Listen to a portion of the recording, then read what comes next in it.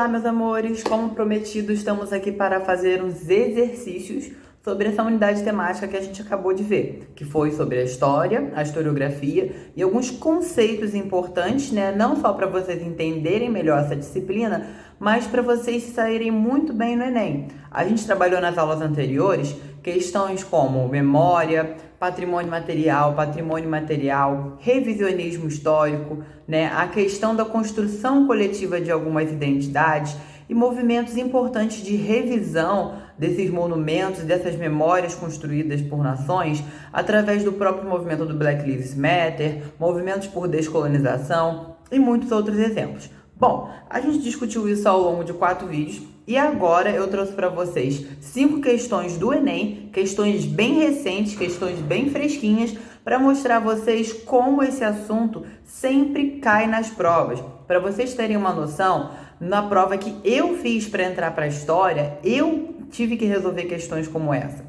Assim como no Enem de 2019, né, que foi o nosso penúltimo Enem, tiveram 2 questões sobre questão de patrimônio e questão de memória. Bom, então vamos começar com elas? Vamos aproveitar que essas questões estão bem quentinhas, bem recentes e vamos dar um bisu aqui. Vamos lá então abrir o nosso PDF e olhar a nossa primeira questão?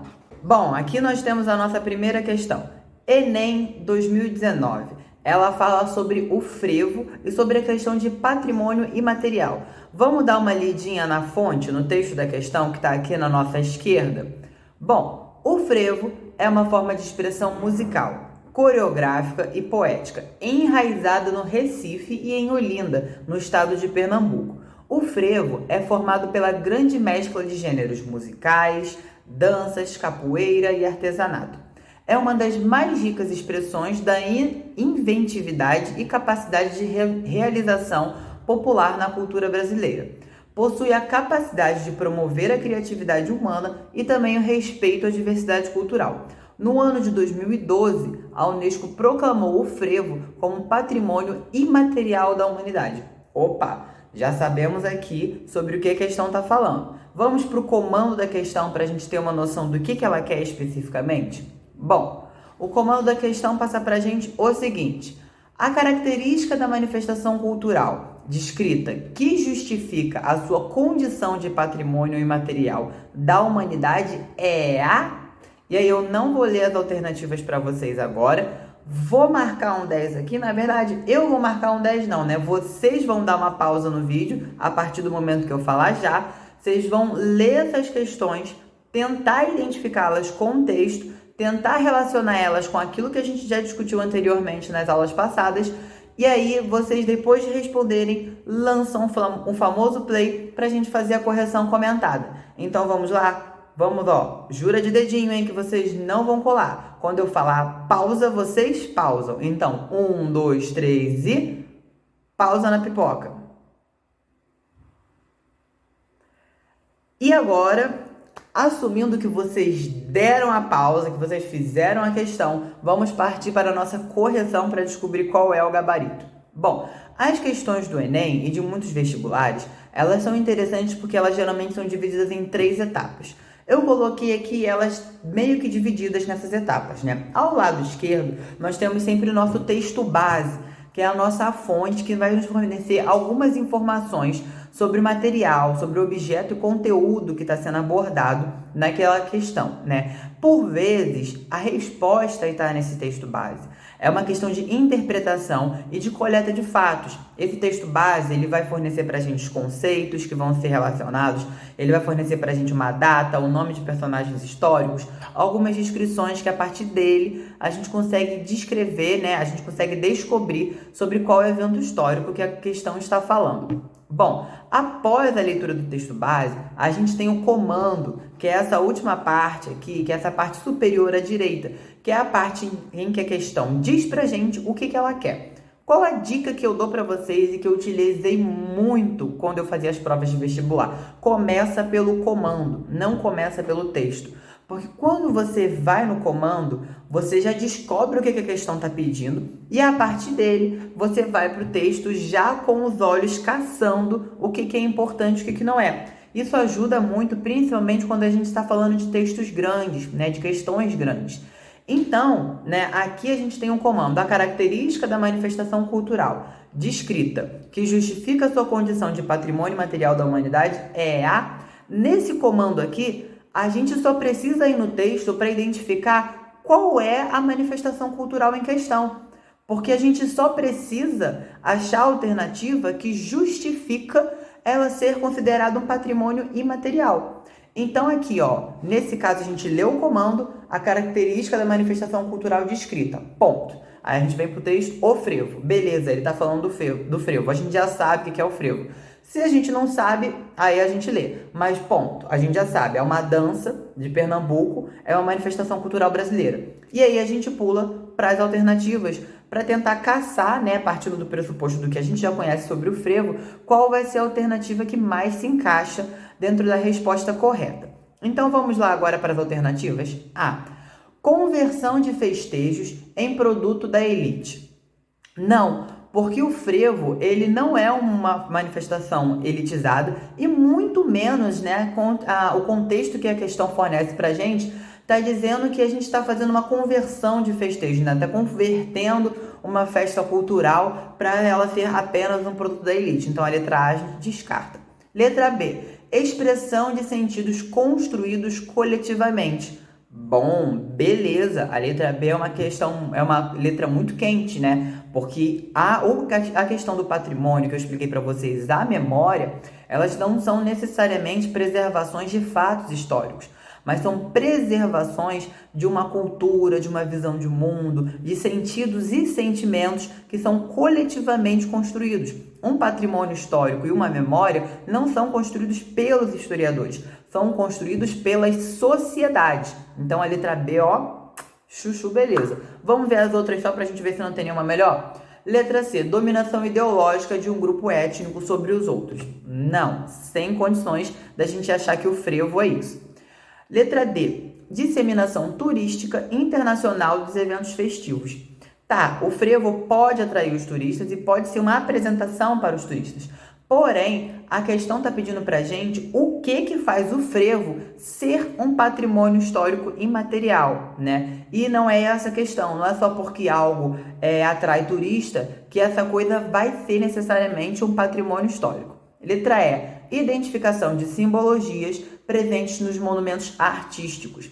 A letra E está errada porque a questão fala sobre patrimônio imaterial e a gente sabe que o frevo é uma dança.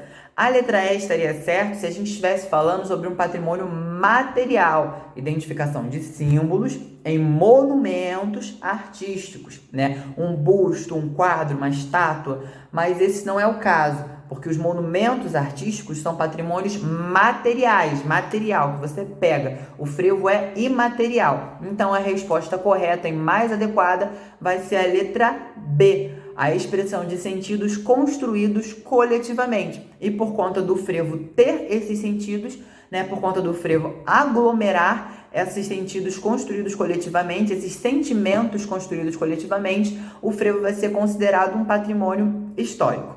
Bom, pessoal, vamos agora para a nossa próxima questão, passando aqui para a nossa página de número 2. Temos o Enem 2019, mais uma vez, mais um pão fresquinho da panificadora Alfa. E aí nós vamos começar a ler a questão. O Instituto Histórico Geográfico Brasileiro, IHGB, reuniu historiadores, romancistas, poetas, administradores públicos e políticos em torno da investigação a respeito do caráter brasileiro. Em certo sentido, a estrutura dessa instituição, pelo menos como projeto, reproduzia um modelo centralizador imperial. Assim, enquanto a corte localizava-se a sede, nas províncias devia haver os respectivos institutos regionais. Estes, por sua vez, enviariam documentos e relatos regionais para a capital. Bom, vamos ao comando? De acordo com o texto, durante o reinado de Dom Pedro II, o referido instituto objetivava, e aí eu vou dar um bisu aqui para vocês. O Instituto Histórico Geográfico Brasileiro, né, foi o nosso primeiro instituto, nosso primeiro órgão com a competência de escrever uma história do Brasil, uma história brasileira, visto que a gente tinha acabado de se tornar independente. A gente está falando ali de governo de Dom Pedro II, nosso segundo governante, né? Antes disso, o Brasil ele era uma colônia de Portugal. Portanto, né, a história do Brasil era atrelada à história de Portugal. Era uma etapa da história de Portugal, né? Ela começava a partir do momento que Portugal exercia o seu domínio sobre o nosso território. Quando a gente tem o evento da independência, a gente não pode mais contar a nossa história como se fosse a história de Portugal. Nós temos que construir a nossa identidade nacional, né? Nós temos que construir a nossa própria história que justifica o fato de nós sermos uma nação livre. No entanto, temos que lembrar que nosso processo de independência foi acompanhado por uma série de contradições. Contradições essas como mantermos um rei português no local, né, da nossa centralização de administração política. Outra questão é, não foram rompidos os privilégios da elite. O status quo, a organização da sociedade, não foi mexida. A escravidão continuou, né? A agressão contra os povos indígenas continuou ainda mais. Então, o nosso projeto de nação continuou sendo um projeto de nação com viés eurocêntrico, com viés racialista, né? E, sobretudo, com um viés que favorecesse as elites brancas brasileiras. Então, vamos já olhar as alternativas e olhar a questão, né, pensando que o IHGB, que foi um instituto histórico criado naquela época, pensava dessa maneira e tinha esses objetivos. Então, agora eu vou dar uma breve pausa, na verdade, vocês vão dar uma pausa e a gente vai voltar dentro de uns minutinhos depois que vocês tiverem dado o play de vocês por já terem respondido a questão. Tranquilo? Então, ó, vou dar pausa aqui junto com vocês. Muito bem, voltando, pessoal, vamos aqui dar uma olhada nas alternativas e ver qual é o nosso gabarito mais adequado. Alternativa de letra A, construir uma narrativa de nação. Alternativa de letra B, debater as desigualdades sociais. Bom, se na época do Império a desigualdade social reinava, era muito alta, e esse IHGB, ele correspondia a um projeto político com o objetivo de centralização e favorecimento das elites, ele não vai querer debater a desigualdade social, ele vai querer justificar, ele vai ser favorável a essa desigualdade social. Então, a gente descarta a letra B. Letra C, combater as injustiças coloniais. Bom, eu acabei de falar com vocês, o Brasil ele se tornou independente. No entanto, ele manteve todas as injustiças e todas as desigualdades da época da colônia. Ele não aboliu a escravidão e não parou a violência contra os povos indígenas. Então, ele não vai querer combater a injustiça colonial. Pelo contrário, né? O Império Brasileiro ele vai manter as injustiças coloniais. D.